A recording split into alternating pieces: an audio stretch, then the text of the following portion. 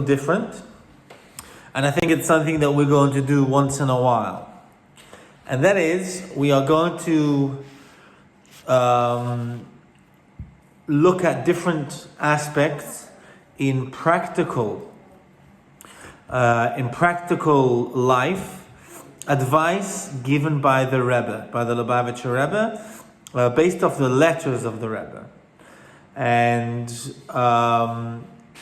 a little background is that the Rebbe, after the president had the most letters written to him per day in the whole America, in the United States, right? So the Rebbe was an extremely sought after, very sought after for his advice and his wisdom in all different aspects, whether it's, Torah and scholarship, or whether it was life advice for life, whether it was questions in medicine or questions in emotional wellness.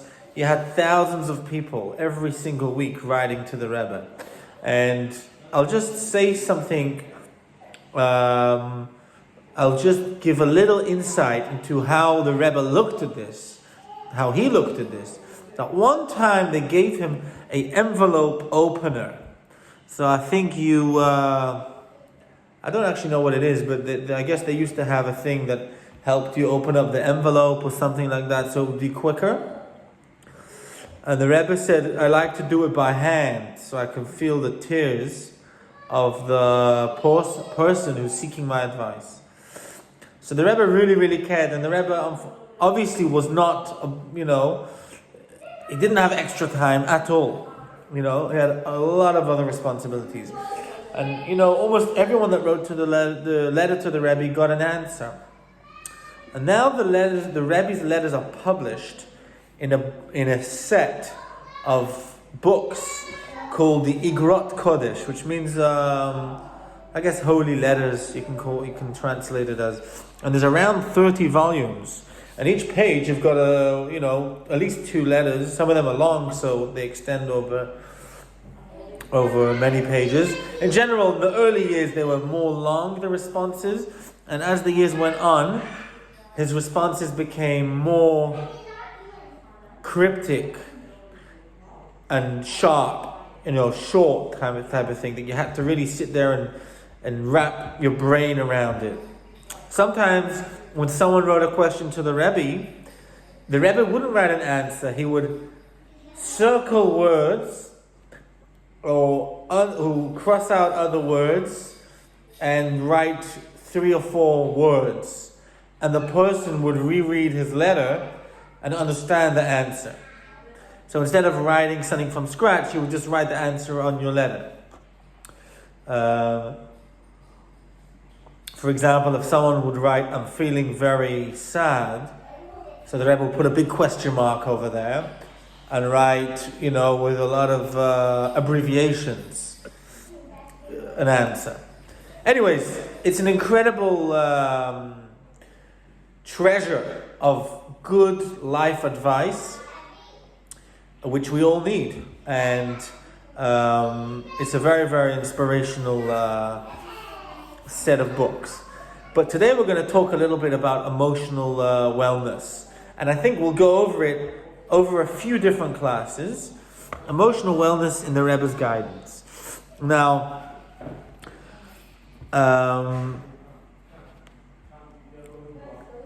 these letters that we're going to, touch upon are not,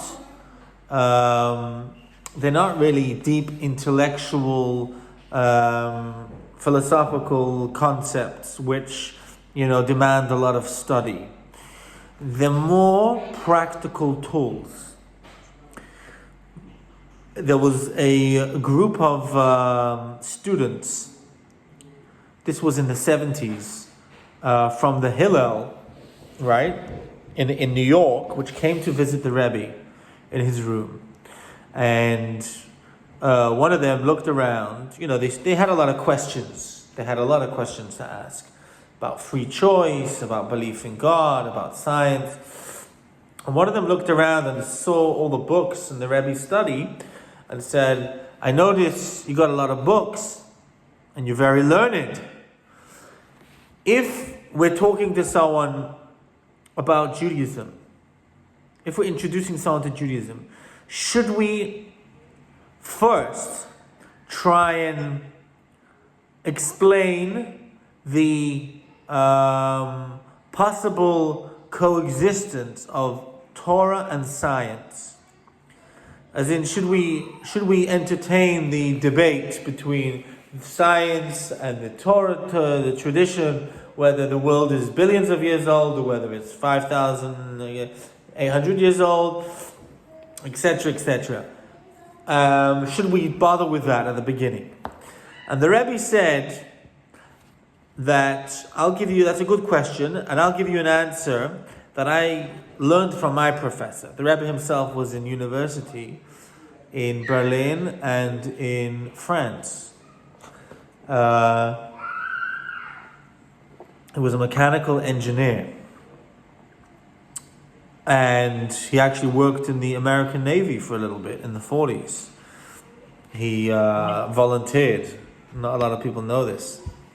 But anyways, so he said, I had a professor who spent many, many years studying the biology.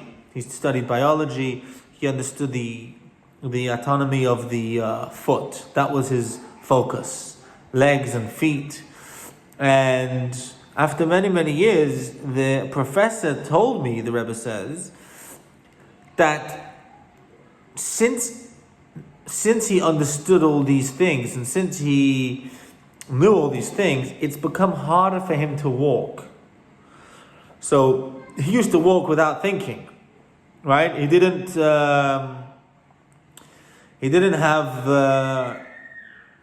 not much thought was poured into it. He did it automatically. He would take a step and another step without thinking. It was an automatic thing that we all do.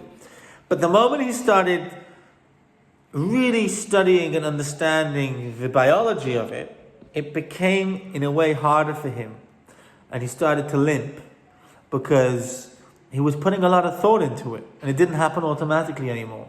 He complicated things. And the Rebbe saying so the Rebbe said, this is what I learned from my professor. And the Rebbe told the students that, yes, of course there is answers to all the debates and all the questions. But when you meet someone initially and you're introducing them to Judaism, the first thing is showing them how to walk. Holding their hand and showing them how to walk. And then all the discussions can be had later on down the line. The first thing is action, right? To do, to appreciate, to get a feel for it. And then years later, you can get involved in the intellectual aspect of things. There was a similar story with a professor who was very secular, and he started his journey to return to Torah, to Judaism. And it's an interesting story how he got involved in the first place, but the fact is that he wrote a letter to the Rebbe asking the Rebbe how some type of really scientific question about the age of the world or something like that. And he didn't get an answer. And he looked at the fact that he didn't get an answer as that, okay, well, the Rebbe doesn't know the answer to that. That's okay. He's not supposed to know everything. And they continued a correspondence for many years, and the man became observant. He kept to the Torah and to the traditions. And then about 10 years later, the Rebbe sends him an answer to this question, mentions an answer in one of the letters. And he thinks to himself, the next time he was by the Rebbe, he's like, how come it took so long for you to answer if you knew the answer? So the Rebbe said, well, I'd rather gain a soul but lose an argument than win an argument but lose a soul. Which means to say that a person makes a choice that he wants to get involved and become more observant, it's not an intellectual thing. It's usually, it's a soul thing. It's an emotional thing. The person realizes that this is who he is, and he decides to get involved. And all the intellect won't actually get you closer to that goal. It's something which is important, but it comes second. So anyways, most of the Rebbe's letters about these type of things, like emotional wellness, are not deep intellectual things, studious, scholarly letters. They're more practical letters, where it takes the person's hand and guides him with practical steps about how to gain emotional tranquility.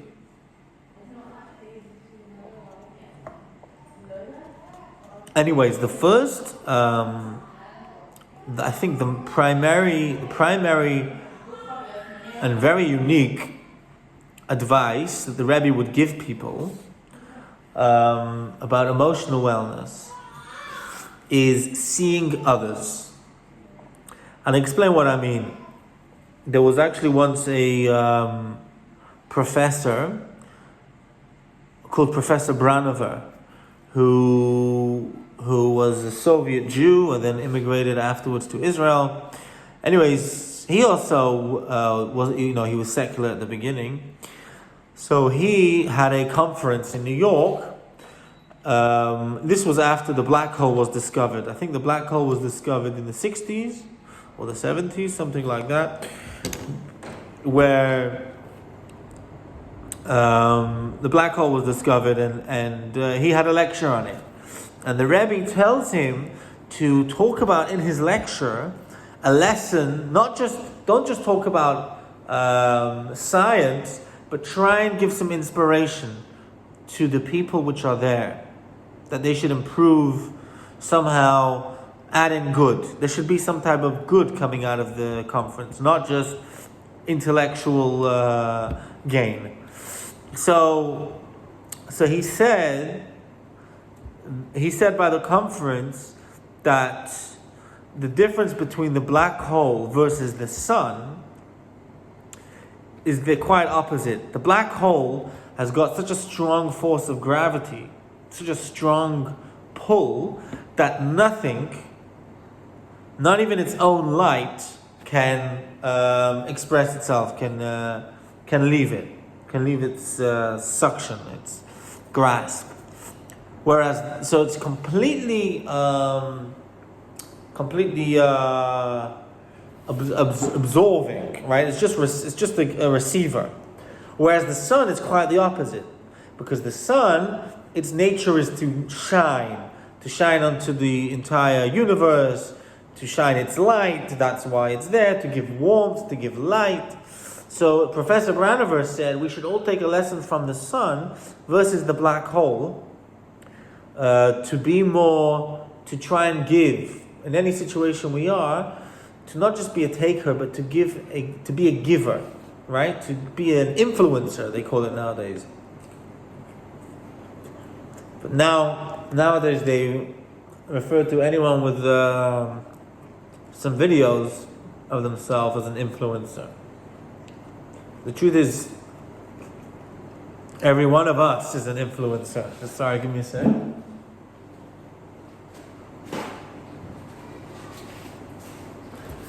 And the truth is that Kabbalah explains that the entire world is representative of the sun and the moon. The sun is the giver, and the moon is the receiver. That's why the moon doesn't have its own light. What's the moon? It's just a reflection of the sun. The moonlight is a reflection of the sun's light. But the moon is also a giver, right? So everything is a sun and a moon. And not just that, but every person needs to be a giver as well as a receiver. Okay? So you have all the animals, they give and they receive. the plants, the trees, they give oxygen, and they draw from the soil. And the same thing. There's actually the only animal, I think, which in the tradition is considered just a taker is a mosquito. So it says, why was the person created on the sixth day of creation? This is a side point. Why was man created on the sixth day of creation? So that if he acts bad, we can tell him afilu yitush kadmach, which means even a mosquito was created before you, because the mosquito was created with the birds, and a mosquito doesn't offer anything. Apparently, doesn't offer anything. And the famous story of David, who was hiding from King Saul, and he saw a spider. So before he was hiding from King Saul, he was strolling in his garden, and he saw a spider, and he was wondering why God created a spider. What could a spider possibly offer?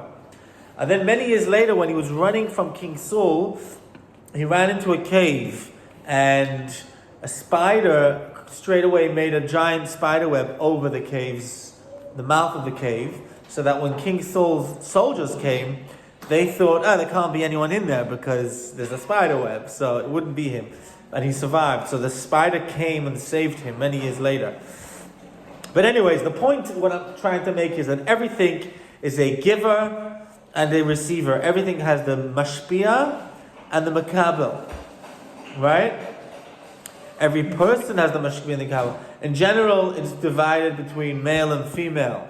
The male is supposed to be the mashpia, the giver, and the female is supposed to be the makabel, the receiver, which, very important, which empowers the giver. Right? So a giver can't be a giver without a receiver, without a makabel. And so everything is male and female. The plants of it, and every person also has that inside of them. And when someone is just a receiver, when someone just allows themselves to get from others and doesn't provide, doesn't give, doesn't share, they're bound to experience anguish and discomfort and frustration. Besides those around him feeling like that, he himself will feel frustrated. Because he is not fulfilling his nature. He's not actually utilizing why he's here. Are you guys with me? Good. So, you have people would turn to the Rabbi with concerns like depression. There was one rabbi which wrote to the Rebbe. He, had 2 failed marriages, and he felt that he was worthless. He felt really bad, really sorry for himself. He lost his job, and he sat in his apartment most of the time with on the TV. He lay in bed on TV, right? And some other time he was writing about how depressed he was. And he wrote to the Rebbe. Someone advised him. And the Rebbe said, you should start a Talmud class in your house, even if it's for 1 or 2 people. Start teaching Talmud. And he was confused. He's like, what's that got to do with my depression, with my personal feelings? Anyway, he didn't do it. And then a year or so later, someone said, why don't you do it? Nothing's changed. What have you got to lose? So he started the Talmud class. And as soon as he was sharing with others, as soon as he was giving to others, especially something which he was good at, he all of a sudden felt so much better. He felt like a different person. His depression left him. He felt useful. And he just saw everything in so much of a positive light. So the first, and I think the foremost thing of emotional wellness is focusing not on yourself, but on others. And, people ask, why in today's day and age, when we have the most modern technology in history and the best medicine, why is it that today the most of people suffer from depression than ever? Right? The most amount of people today are miserable, suffer from depression. Number one. Number two, why doesn't the Torah talk about emotional things? Why doesn't the Torah talk about depression and happiness and things like that? Why is it all very technical and practical? So I would say that among the reasons why today people are so, unhappy is because people are self-absorbed. People are obsessed with themselves, and people are obsessed with how they feel, right? And in the times of back in the day, people weren't that much into themselves, comparing themselves to others. People were more emotionally stable. They were less insecure. They got up and they did what needed to be done. I mean, you can even see the difference in the previous generation and in our generation, right? I think all of us remember. I don't know. Most people today remember their parents. Just get on with it type of people, and obviously people had depression and stuff. But today it's kind of like almost like a mainstream. If you actually look around, and these people, you're talking about kids in their 20s, you haven't even done anything yet. Why are you getting depressed already? And it's to do with this self-obsession. People are obsessed with how they look and how they feel and how others look at them. So I'm just reading a couple of the questions. It looks like the chat is heating up. Oh no, that's the last class. Okay. How do we counteract feeling of exhaustion, burnt out when always being a giver? Or can people receive strength from Hashem, or is he someone who should only be giving also? That's a very, very good question, and we'll get there. But it is to do with what I said, that every person has to be a giver as well as a receiver. You're not just a giver. We need to hear these words tonight. I have been struggling with feelings of failure lately. I do, however, do things for others often. That's good. That's amazing. Now, what are the things which cause us to be upset and depressed? People get wrapped up in themselves, right? You can think, there can be self-resentment. So people can think, I'm so incompetent, I'm a failure, I'm no good at A, B, and C, right? That's one thing. You can also have a lot of doubt your relationship, doubt your future. You can think, does my spouse really love me? Does my friends really love me? What's going to be? You can also have a lot of people suffer today from unfulfilled dreams that they expected. They had an image in their head that at the age of however old they are, they'd already be way further than they are. I always thought that by the age of 30 I'll own a house. By the age of 40 I'll own a house. And how come that I don't own a house yet? So you can sit around and, I'll have a perfect marriage, or I'll have a bunch of perfect kids. And you can sit around and you can get quite depressed from these thoughts, right? Do others really respect me? Am I really, So, these thoughts are counter. They are destructive thoughts, right? Be less wrapped up in yourself and you'll be more happy. At any given moment, a person can make the choice to go out and help someone else. And in essence, that brings emotional stability and wellness. And there's a couple stories which illustrate this point. One story is about Rabbi Beryl Unick, who was passed away a while ago already. But he was a Russian-born Chabad yeshiva student. And the previous Lubavitcher Rebbe left Russia in 1940 and eventually moved to America. He moved to America in 1940. He left Russia earlier in the 30s. And there was like a big physical distance between him and his dedicated students, Hasidim. And a lot of them felt very down about it. They felt that they wanted to see the Rebbe. The Rebbe inspired them. The Rebbe was in New York and he was directing underground cheders and underground mikvahs and shuls, which were illegal, from America. And this was after he was arrested, tortured, and sentenced to death. But then international pressure and great miracles, he was finally freed. Anyways, he's in America, and Beryl Unick in 1950 finally was able to leave Russia.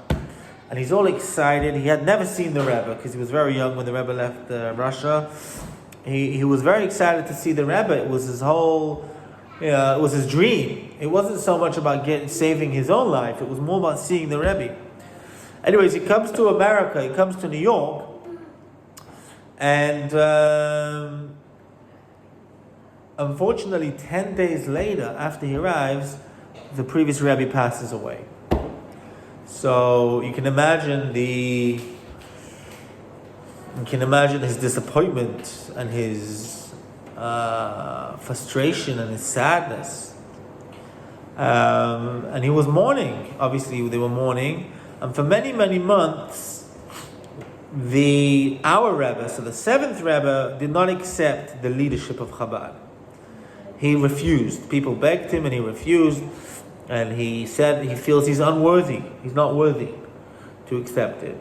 And it was only a year later on the yard site of the sixth Rebbe that he actually did officially accept it. But during that year, there were some people which kind of slowly treated him a bit like a leader, already asked him for advice, started seeking his advice on different things. So one day, Beryl Unick comes into the Rebbe's office and says, I need to have a yechidus. A yechidus is a private audience with the Rebbe. And the Rebbe shuts the curtains and closes the door and has a very serious look on his face. And the Rebbe asks him, what's wrong? And Beryl Unick later recorded the entire thing. This is 1950. Wrote it down. And later he gave it actually to the Rebbe to edit. And I'll read it out. It's unbelievable. He is a yeshiva student.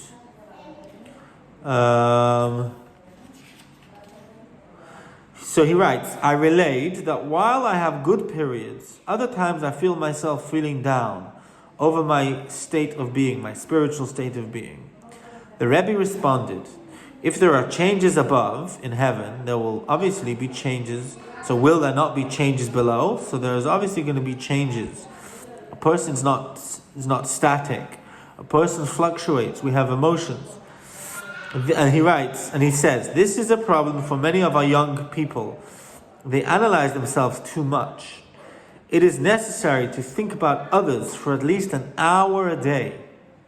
This is in 1950, right? So, for sure today. This is one of the ideas of the Rebbe, the previous Rebbe, the Rabbi Yosef Yitzchak. So this is the Rebbe talking about his Rebbe, the sixth Rebbe. He told us to do in his teachings and his letters to work with others. When a thought about your state enters your mind, and you see that it is disturbing you from what you should be doing, and it increases a state of dejection, etc., you should push the thought away.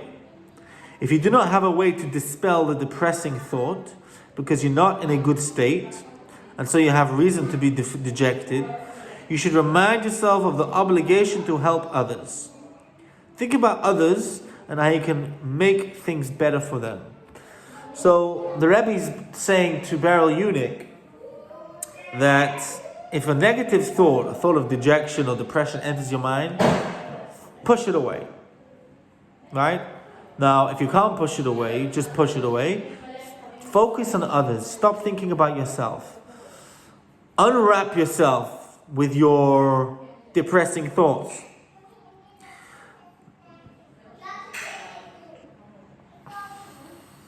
It's liberating. So, thinking about others has a liberating effect. And there are always people which can do with our help. Right? In every city, in every circle, there are people which need help spiritually or physically. And a person can say, well, how can I help someone? I've got nothing, Well, there's always something you can do. If you don't have financial capabilities to help people much, there's always someone you can pick up the phone to, wherever they are. If they're your neighbor, if they live across the world, there's always someone you can make a special effort to reach out to. And obviously these are things which should always be done, right? Now, this, just a disclaimer.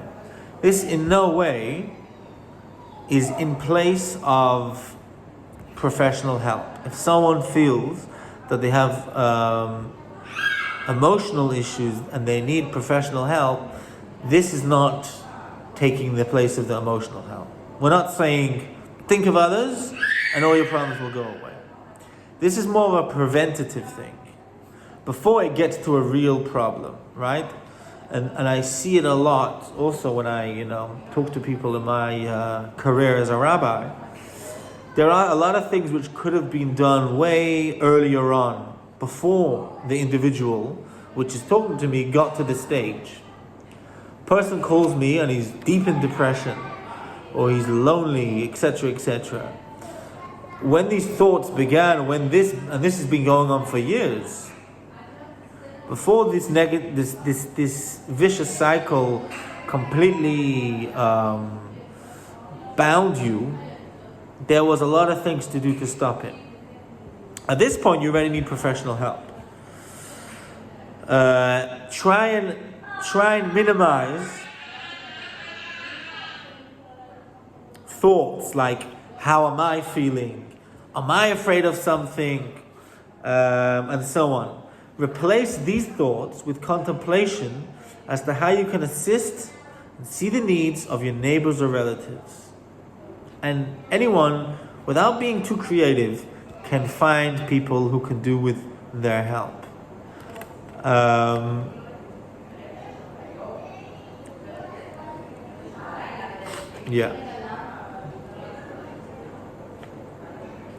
Here's another story about the same idea.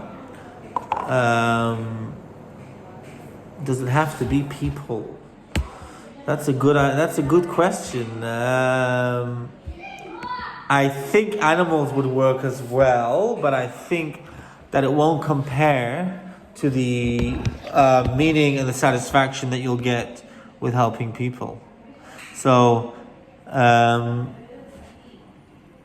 think both, but I think people is more of a thing, if you know what I mean. So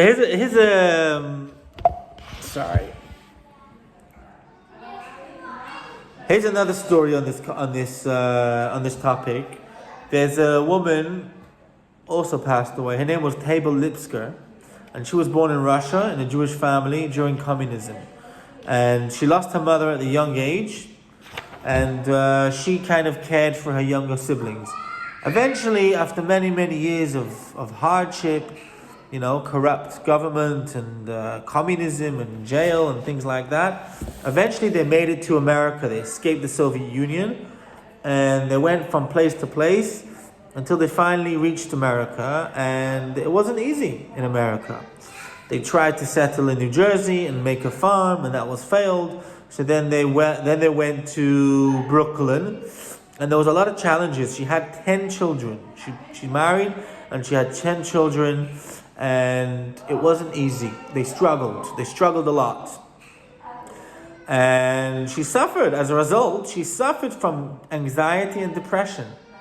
And she decided to ask the Rebbe how to improve her emotional and psychological health state. And this is very interesting, very unexpected. So she comes to the Rebbe and she asks the Rebbe, what should I do about my anxiety, about my depression? So what would a therapist say?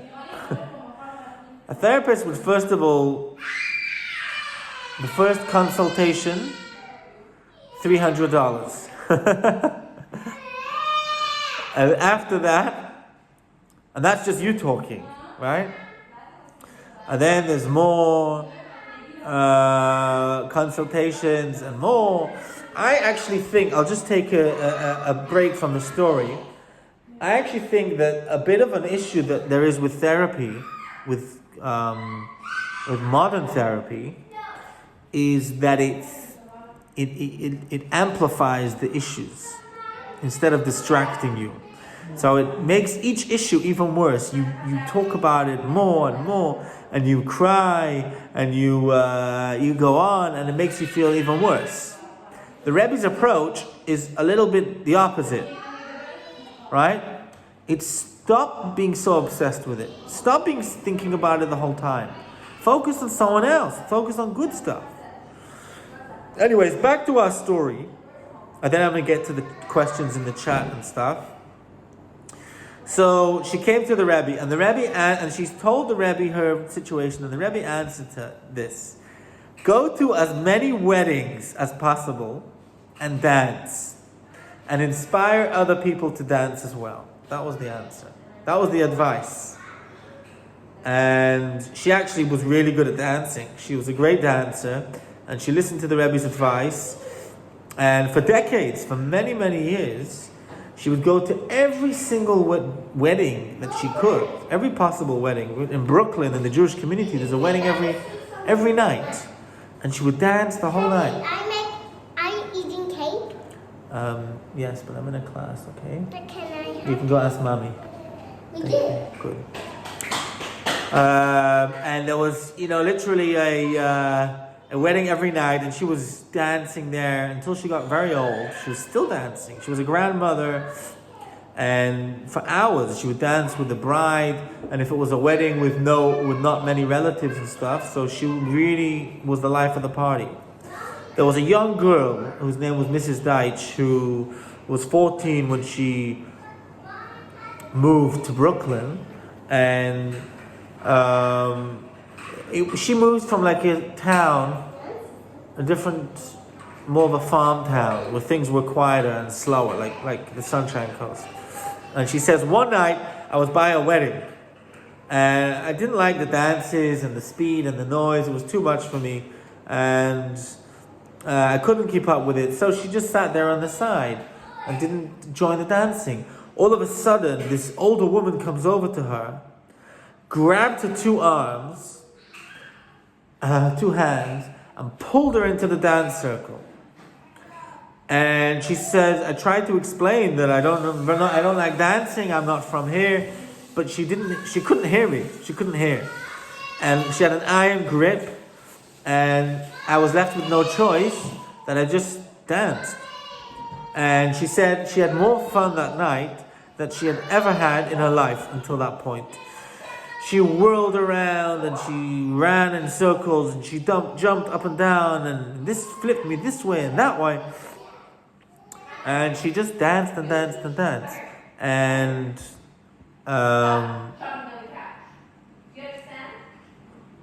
this girl, only many years later, understood the reason behind this, behind this lady, this old Hasidic lady who was dancing so vigorously every night by a wedding. She only figured that out many, many years later. She heard that.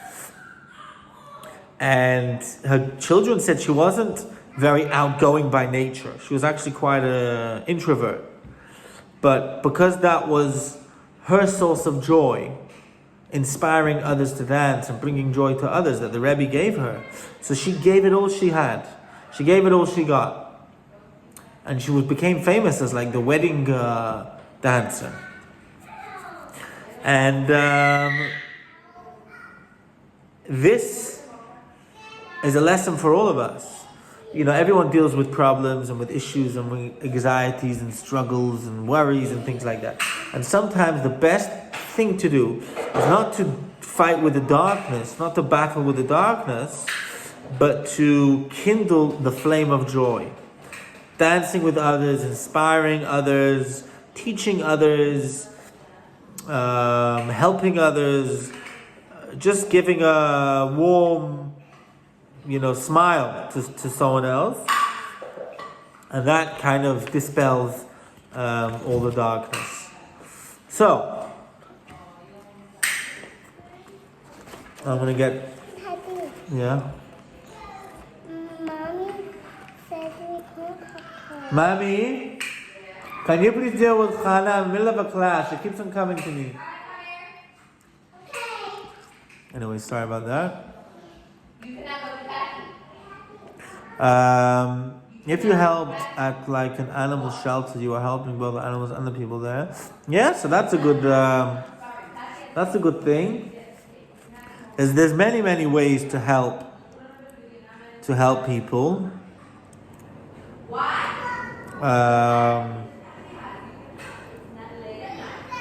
Look at things that make you happy. A therapist would also tell you to focus on self. Exactly. So it's quite a contrary to modern day therapy, where it's all about yourself and how you feel and how that person makes you feel and how this relationship makes you feel. And the Rebbe says, stop wasting your time on yourself. Stop having such pity on yourself.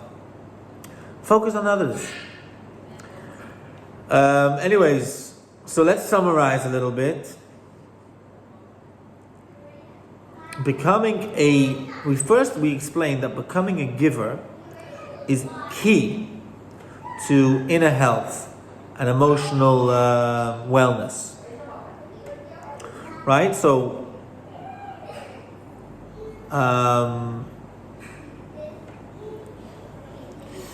not necessarily trying ice baths and meditation is the key to emotional wellness, right? Or working out. I mean, all these things help. But more than that, it's be a giver, not just a receiver. Number two is see the people around you, right? Open up your mind, open up your heart, be sensitive to people's needs, try to brighten up their lives in any way you could. If you feel down or dispirited and you're inclined to retreat inward, and you can tell yourself, once I feel better about myself, I'll be able to start thinking about others. So it doesn't work like that, because caring for others is the best way to feel better about yourself. So don't wait till you feel better about yourself, and wait till you have it all together until you go to talk to and enlighten others, or give or uplift others. The opposite is true. And obviously, we have a responsibility for one another.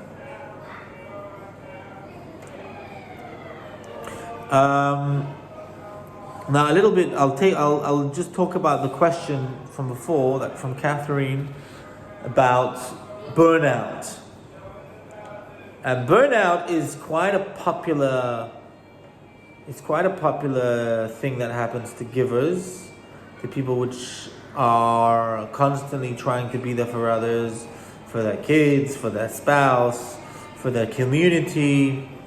And it happens to everyone, right? It's quite a common thing. And I feel like it's about balance. I feel like it's all about balance. So you have to be a receiver also. You have to make sure that you are constantly getting fuel. You're constantly getting nourishment for your own soul, in order to be able to give others. And the way, for example, the way that I keep, for example, myself inspired on a personal note is by studying. Studying is one thing which keeps me going. Studying Torah, new things that I never knew, and also talking to colleagues, talking to friends. Those are things which help me. Obviously, every person has their own thing, but in a spiritual way, a person needs to make sure that they are noticing themselves as well. You can't forget about yourself. So don't be self-absorbed, but think about yourself and think about your responsibilities to yourself. You think about the mitzvot that you can increase in, the good deeds that you can do, and the things that you can study, and the things which give you strength. Make sure to do that just as much as you think about others. But the moment you get too obsessed with yourself, that's when depression and anxiety can happen. So in essence, what we're saying is that depression comes from what? Comes from ego. So depression is not the opposite of ego, but it is ego. It's the ultimate ego. Because you're so self-absorbed, you're just thinking about yourself all day. That's what depressed people, I don't want to generalize, but it's a very egoistic thing.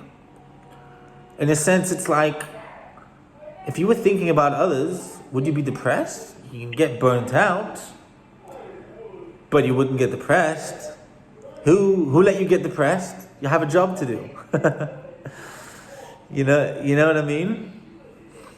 And people think that people with ego are all happy and upbeat, but the truth is the opposite. The more humble you are, the more you can be happy. Because you're not obsessed with yourself, or how you look, or what others think about you, or how you feel. You're thinking about others. You think about all the good things you can do today. You wake up in the morning, wow, I can do so many good things today. So working on our egos, part of it is not thinking about our egos, not even thinking about ourselves. Just, this is a relatively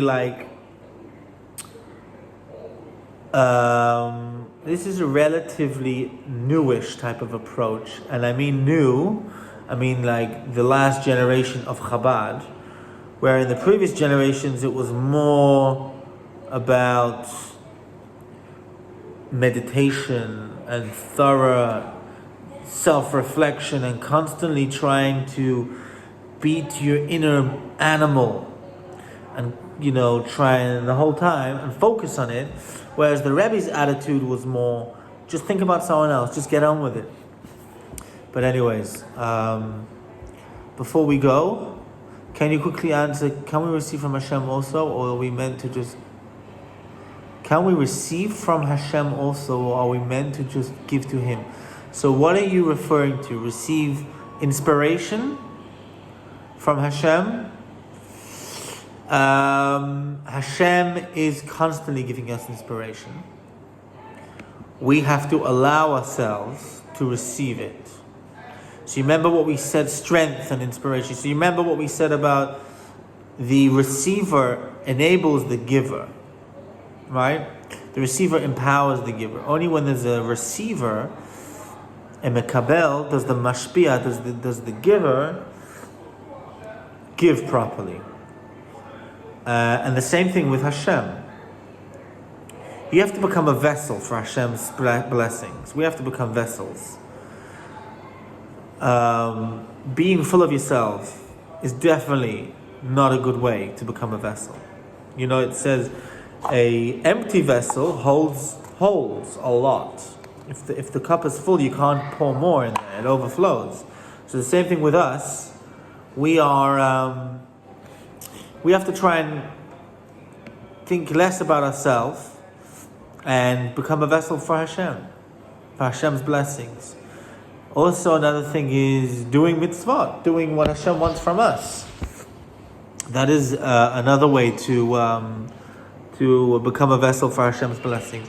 But yes, everything ultimately comes from Hashem. So any inspiration you will get, it will be from Hashem. But it's just about being a good receiver for His blessings, being a good vessel for His blessings, and for His miracles. You know, they say there's miracles all around. You just have to open up your eyes. Anyways, that's it for today, ladies.